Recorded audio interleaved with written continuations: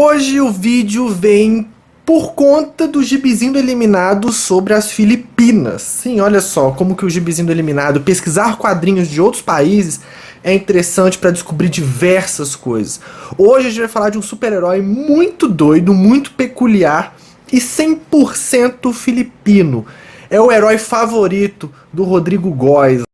E esse aqui é o Instagram do Padre Marcelo Rossi. Aqui eu vejo que ele segue apenas uma pessoa. Quem você segue, padre? O Papa Francisco, Pope Francis.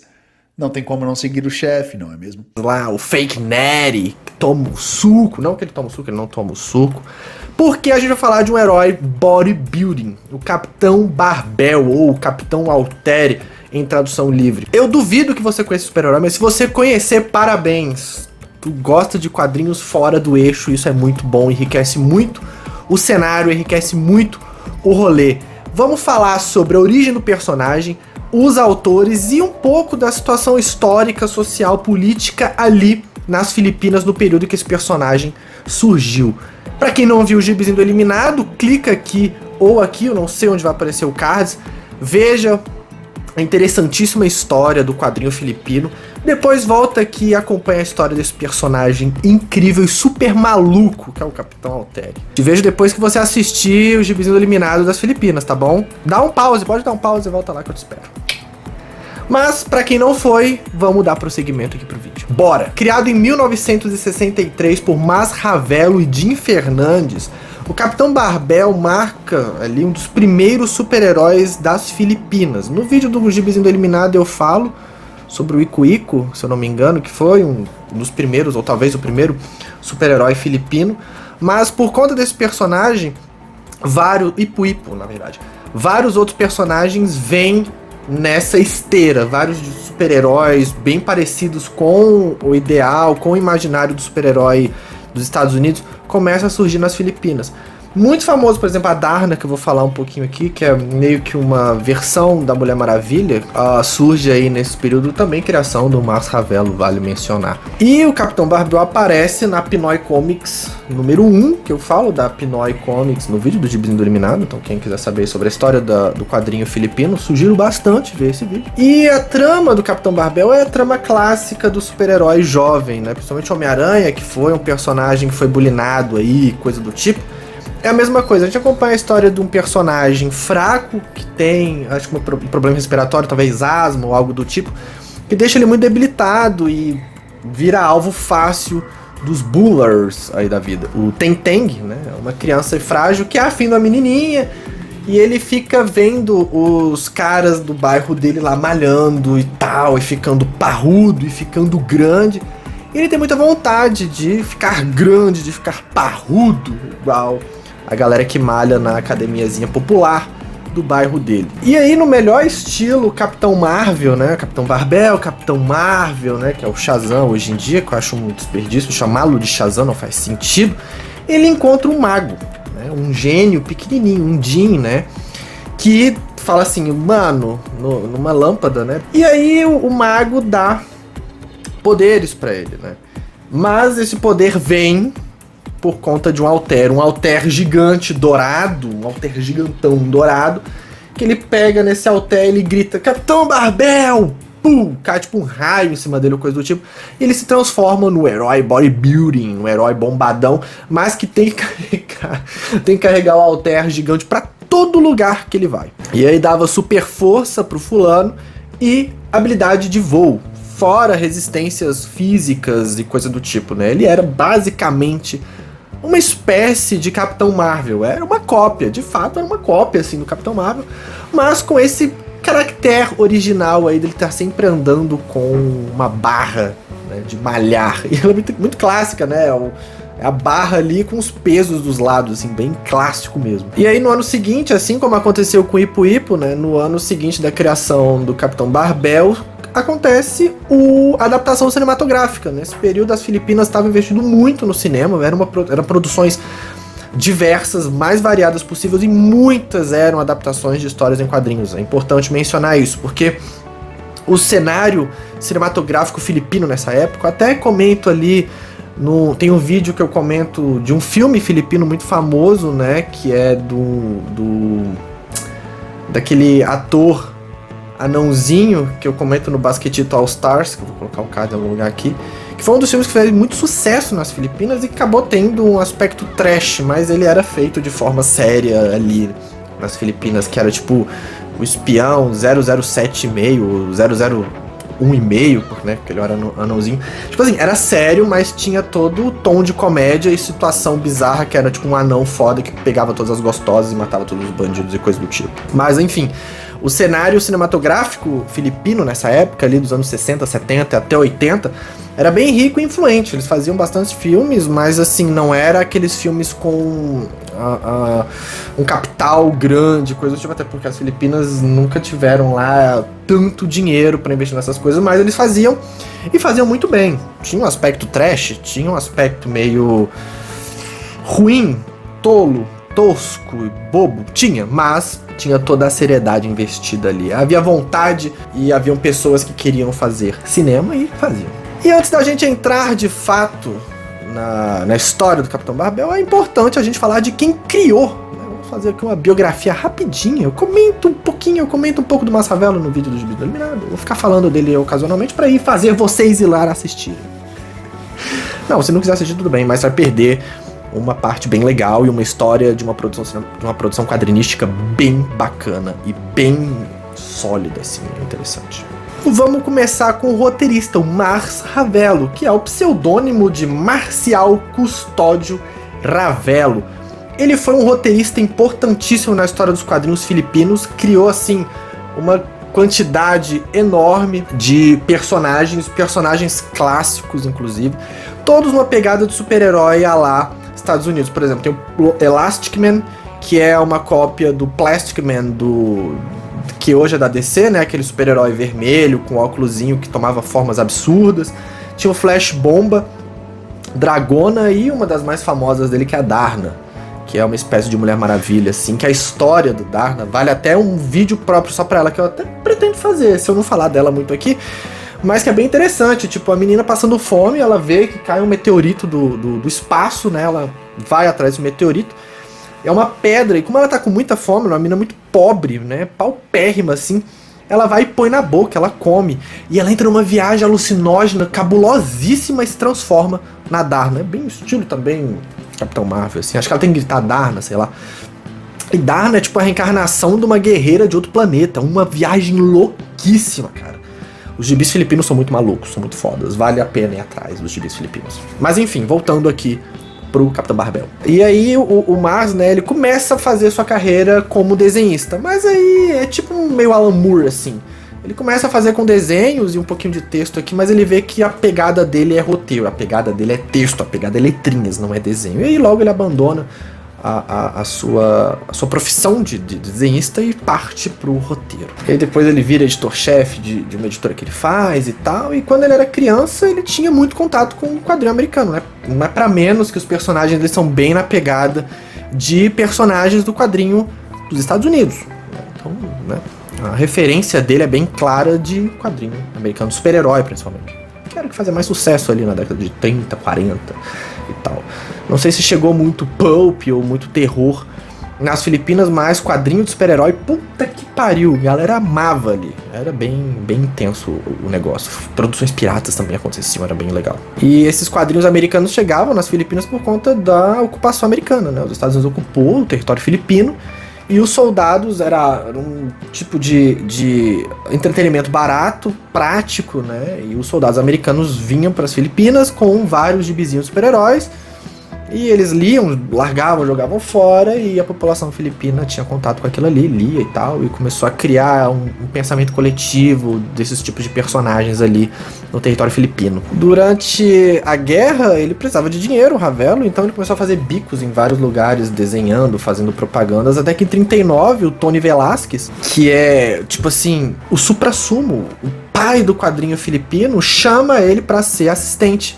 E o Velasquez começa a ensinar o Mars sobre o rolê dos quadrinhos, sobre várias coisas. E aí, com os ensinamentos do Velasquez, ele sente segurança de fazer outras obras, de fazer quadrinhos. E aí, em 1947, ele lança a Varga. E aí a história que eu contei da menininha que vê uma pedra e come, então, a Varga foi a primeira versão da personagem que viria a se chamar Darna mais pra frente. Rola umas tretas aí editoriais, ele começa a fazer essa personagem, vai pra outra casa, larga, e ele faz um remake ali da personagem que ele mesmo criou. Então começa com Varga. E aí sim, a Varga foi uma das primeiras super-heroínas das Filipinas, não a primeira, né? Dá pra cravar aí que a Varga foi a primeira super-heroína filipina. Quando ela volta como Darna, os desenhos eram feitos por nada mais, nada menos que o foda pra caralho Nestor Redondo, um dos maiores nomes, depois do Desuniga, depois do Alcala, um dos maiores nomes de desenhos das Filipinas. Cara, os desenhos dos filipinos, assim, era um negócio de naturalismo cabuloso, né? Deixava desenhistas clássicos do Conan, por exemplo, no chinelo. Mas enfim, não vamos criar uma rivalidade aqui, isso é assunto para um outro momento. Vamos focar aí no Masravelo. E depois que ele faz a Darna, ou Varga, né, que foi um dos personagens de maior sucesso, ele vai fazendo outras coisas, até que na década de 70 ele meio que abandona um pouco os quadrinhos e vai focar em novelas, vai focar em literatura. E também ele faz depois sua própria editora, RAR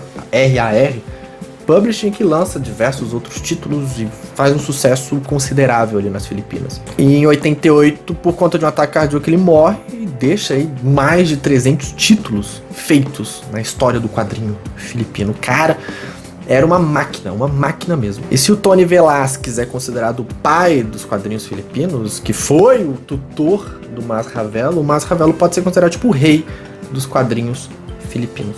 E nem só de roteiro vive um quadrinho, obviamente, temos o desenhista e vamos falar dele aqui, o Jim Fernandes, que foi um dos mais prolíficos desenhistas das Filipinas. E muito curiosamente, ele era um funcionário público. Ele ganhava o dinheiro do governo e trabalhava fazendo desenhos e fazendo quadrinhos aí em diversas editoras das Filipinas. Ele é bem conhecido por fazer o Capitão Barbel, mas ele não ficou só nisso, ele fez outros desenhos também. Mas vamos com calma, vamos começar aqui a falar do arquivo confidencial do Jim Fernandes, que, né, teve sua carreira aí até curta, dos anos 50 aos anos 80 ele produziu bastante quadrinhos. Então ele foi aí contemporâneo do Alcala, do Redondo, do Carrilho e vários outros desenhistas das Filipinas. Ele tinha uma série chamada Feathers, Penas, né, que ele desenhava diariamente num jornal chamado Manila Times, que é tipo uma série sobre uma corujinha que satirizava o cenário político e social filipino, né? Era uma obra crítica do governo, crítica da sociedade filipina ali na época dos anos 60, dos anos 70 e tal. E assim como o Ravelo, ele começa a enveredar também para o caminho da literatura e fez muito sucesso, e vários desses livros foram adaptados para filme. Numa pegada meio Tarzan, assim, Tarzanide, eu explico um pouquinho do termo Tarzanide ou Tarzanide no vídeo sobre a história do quadrinho italiano, que eles tinham muitas histórias de personagens que viviam na floresta, em locais inóspitos e misteriosos, e animais e coisa do tipo. O Jim Fernandes também fazia isso, só que a pegada dele era dentro do contexto, era dentro do cenário histórico dos povos mesoamericanos, né, antes da colonização. Ou até no período da colonização, sendo que a série mais famosa dele se chama Aztec, que tem um personagem lá chamado Zuma, que ele é baseado em lendas ameríndias e tem um design bastante próprio, com cobras assim, enroladas na nuca dele, lembrando tipo o Ajax, o Caçador de Marte da DC. Então ele tem uma pegada bem parecida com o Caçador de Marte, mas tem um design muito próprio, bem único. E aí depois de um tempo revela que ele é filho de um deus serpente, né? O Kukulkan, que é o principal deus, eu acho, do panteão azteca, que tem até aquela pirâmide de Chichen Itza, que tem, se você bate palma, o som reverbera na pirâmide e volta como Kukulkan. Here, the sound comes back.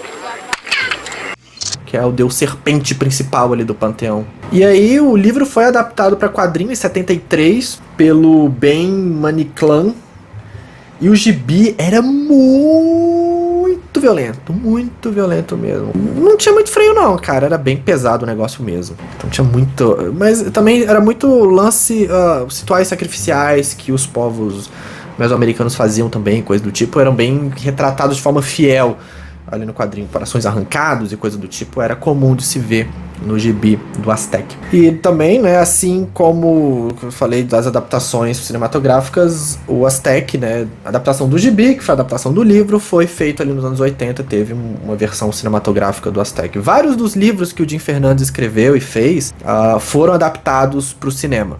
Então tem muita coisa ali feita do trabalho do Jim.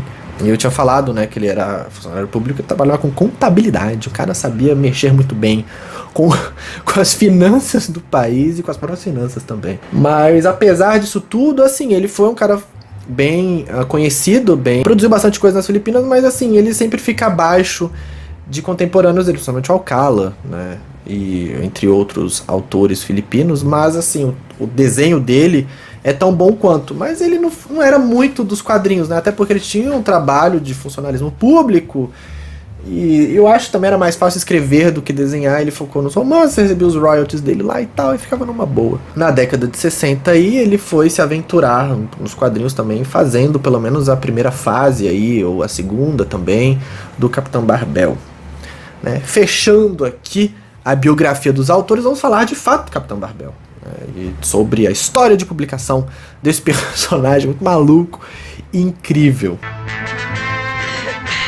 Capitão Barbel! Vamos lá, sobre o Capitão Barbel. No começo do vídeo eu falei um pouco da sinopse dele, que era um garotinho e tal. A história principal é meio que nesse mote, mas a gente pode dividir o Capitão Barbel, a história de publicação do Capitão Barbel, em 4 fases distintas, cada uma com uma pegada, um pensamento da época diferente, coisa do tipo. Então a história principal, podemos dizer assim, sofreu muitas mudanças até ela vir a ser o que é mais conhecido hoje. Então a sinopse que eu dei ali é meio que um aspecto geral, mas cada fase tinha uma sinopse própria com outros personagens, então as fases são fechadas, podemos dizer assim. E aí, sobre a primeira fase, que é a principal que eu comentei brevemente no começo, é isso. A gente tem o Tenteng, que era um garoto que não conseguia... tinha problemas de saúde, era zoado, queria malhar, e aí ele encontra um gênio da lâmpada que dá pra ele 3 desejos. Vale mencionar que a situação social filipina não era das melhores. Até hoje não é lá muito elaborado e muito rico e tal. Então a pobreza é grande, a desigualdade social é grande, fome também, são assuntos e aspectos recorrentes da sociedade filipina que refletia nas histórias de quadrinhos. Na história do Capitão Barbel não foi diferente. O Tenteng, ele era um personagem pobre também, não bastava tudo isso que ele tinha na vida de sofrimento, ele também tinha a pobreza, era algo bastante presente nele, né? A fome também. Tanto que o primeiro desejo dele foi frango frito. Assim, o gênio dá comida pra ele. O segundo, ele pede um alter mágico, mas nem tudo é simples, né? Ele tinha o alter mágico que dá o super força pra ele, mas em contrapartida, o contrato que ele faz com o gênio, ele tinha que gritar Capitão Barbel pra ativar os poderes dele e ele conseguir se transformar no super-herói. E o Tenteng era um personagem muito bondoso, muito justo e tal. E ele pensando no gênio, né, o terceiro desejo que ele pede foi que o gênio ficasse pequenininho para poder voltar para a lâmpada. Dito e feito, o gênio fica pequenininho, mas ele não contava com uma coisa. Havia um gato ali à espreita e o gato pega o gênio e mata ele. O gato come a porra do gênio e morre. Então ninguém mais consegue realizar os desejos a não ser o Tenteng. Coitado, ele foi nas melhores das intenções, falando, porra, gênio, volta pro seu tamanho normal, pra você entrar na lâmpada e poder, em dado momento, realizar desejos de outras pessoas. E o gênio, pô, beleza, tu é brother, hein, velho, foda, tu é foda. Aí ele vira pequeno e o gato come ele, vai pro pau. E acontece as histórias, ele fica poderoso, ele vai enfrentar uns inimigos, né, bem tipo de quadrinho americano, normal, classicão. O design do Capitão Barbel tinha tipo uns... Ele andava com o peito desnudo, tinha uma capa. Eu não lembro se ele vai ter uma máscara, eu não tenho uma imagem pra me guiar aqui, mas talvez ele tenha uma máscara. Ou não. Tinha uns braceletes também, tava sempre lá com seu alter dourado voando e lutando contra as forças do mal. E aí a primeira fase termina com o Tenteng perdendo os poderes. Acontece uma treta, é muito difícil assim porque não tem as histórias completas, a gente tem que ficar pegando imagens aqui e ali e vendo posts, vendo matérias, vendo páginas de fãs assim que contam a história. Em dado momento, eu não sei o que aconteceu, rola uma luta, ele perde os poderes e o Altair cai no mar. Então ele vai afundando e ninguém mais tem como acessar o Altair. E assim termina a primeira fase do Capitão Barbell com o Tenten perdendo os poderes, ou talvez ele mesmo tenha percebido o valor de alguma coisa e tenha jogado fora, porque eu vi fontes falando que no final da história ele joga, né? O Altair cai na água e por conta que ele joga. Agora eu não sei se ele jogou para evitar alguma coisa ou porque ele já tinha encontrado o caminho da iluminação e coisa do tipo, não sei, fica aí o mistério. Talvez durante a edição, se eu encontrar, eu coloco a imagem aqui de fato das últimas páginas, o que aconteceu, e aí dá pra gente ter uma noção se ele jogou, o que aconteceu e coisa do tipo. Mas aí, tipo assim, fez muito sucesso, durou um ano, bem interessante, trouxe esperança pras crianças, tanto que você pegava a revista e tinha uma página atrás de propagandas sobre diversos halterofilistas, diversos bodybuilders, assim, famosos, tanto nas Filipinas quanto em locais diferentes do mundo. Fazia muito sucesso, então, cara, o que eles vão inventar pra fazer com que o personagem tenha ali uma sobrevida e coisa do tipo? Simples, em 64 começa a segunda fase do Capitão Barbell. E, misteriosamente o Altair aparece flutuando no mar. Uou! E aí o nosso novo super-herói é o Dario, um vendedor de cigarros aí, pobre também, que encontra o Altair. E nessa segunda fase eu não sei se ele precisava gritar Capitão Altair, acho que basicamente ele só pegava o Altair mágico e ganhava superpoderes. E aí a história começa com o título Capitão Barbell contra Capitão Bacal, né? E foi publicada em 64 na revista Pinoy Comics, que é uma das mais tradicionais das Filipinas. E aí essa segunda fase dura 2 anos. É curioso que esse Capitão Bacal é um robô, cara. Ele vai lutar com um robô e tipo assim, eu não sei por que ele existe. Eu não sei qual é a motivação dele. Só sei que existe uma foto da capa dele dando porrada, né? Começa aí, é tipo uma saga, né? Começa uma saga fechada, que ali mostra ele dando uma porrada no robô, e tem algumas páginas aí que a gente encontra deles lutando na cidade, porrada comendo, o Capitão Barbell levando pancada de carro, voando e quebrando parede e tal. É uma zona, puteiro do caralho, basicamente. E aí a terceira fase começa logo após o final da segunda, em 66. E dura um ano, vai de 66 a 67, que é o Capitão Barbell contra Flash Fifi. E ao contrário, né, rola aí umas tretas entre o Ravelo e a editora. Ele vai ser publicado a terceira fase na revista Liao Wai, que também é bem famosa, e eu comento no Gibs do Iluminado a história dos quadrinhos das Filipinas. E aí, um novo receptáculo do Capitão Barbell aparece, o Gomer, um pescador pobre também, que continua ali, é bem clássico, né, bem o mote do personagem pobre recebendo os poderes. Também não tem muita imagem, infelizmente, mas foi adaptado para filme. E depois de 67, o personagem meio que entra no hiato.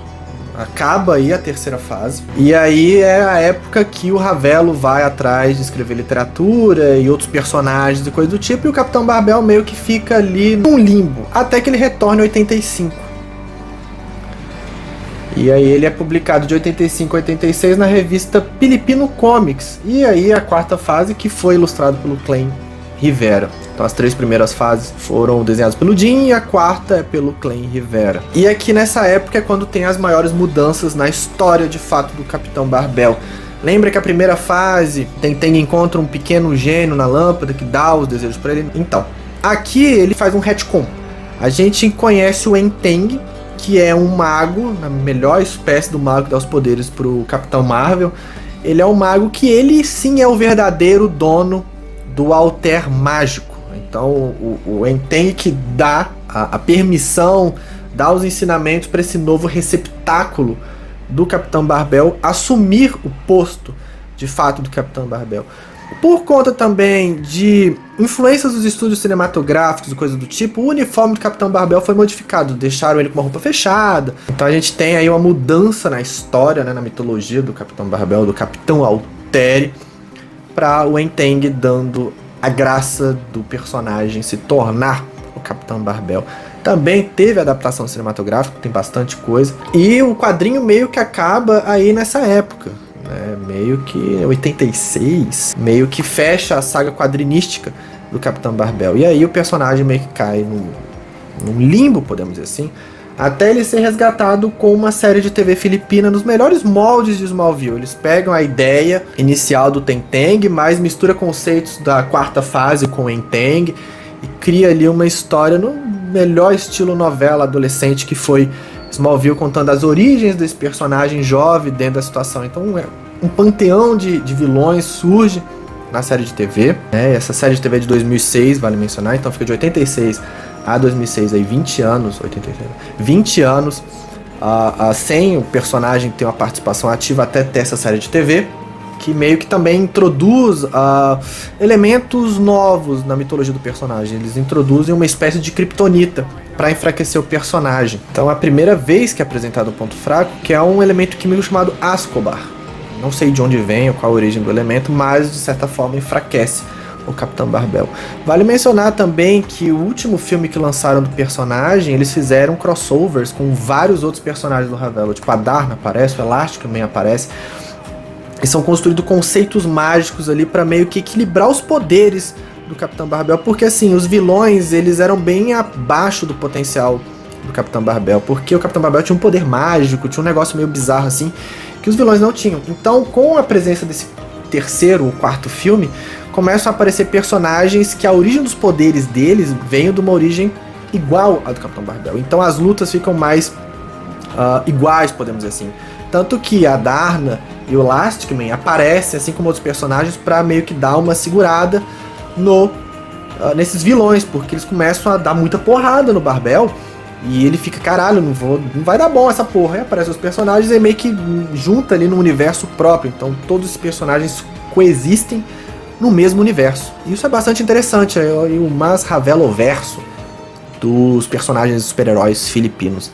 Bem interessante, os caras inventam uns negócios bem bacana, interligam tudo de uma forma bem bacana, cara. Então, assim, há muito carinho na produção filipina de quadrinhos e a gente consegue ver, porque um personagem dos anos 60 que faz sucesso até hoje, eu não sei se tem coisa mais nova fora de 2006 do Capitão Barbell, mas é algo bem louco, interessante. O mercado filipino é bem bacana mesmo. E agora, chegando no final do vídeo, eu deixo a perguntinha no melhor estilo Rodrigo Góes aqui. É Rodrigo Góes o nome dele? Posso estar falando merda.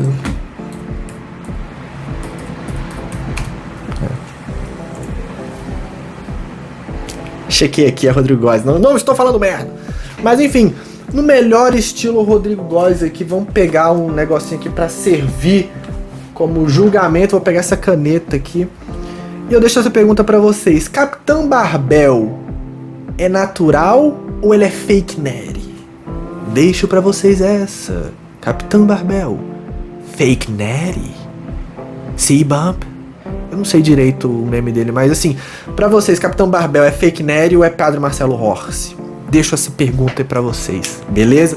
Espero que tenham gostado, introduzido de forma válida esse personagem incrível filipino. Falei um pouco da Darna também, posso ter queimado largada? Posso, mas eu acho que Darna tem material aí pra eu ir atrás e fazer um vídeo mais completo, porque infelizmente o Capitão Barbell não tem muitas páginas disponíveis por aí. Uma pena. Se um dia eu achar, a gente faz um remake aqui, assim como o Mas Ravelo fez um remake ali na quarta fase do personagem, inventa umas coisas novas, mas vamos ver. É isso, espero que tenham gostado, um beijo pra vocês e até o próximo vídeo. E o veredito é...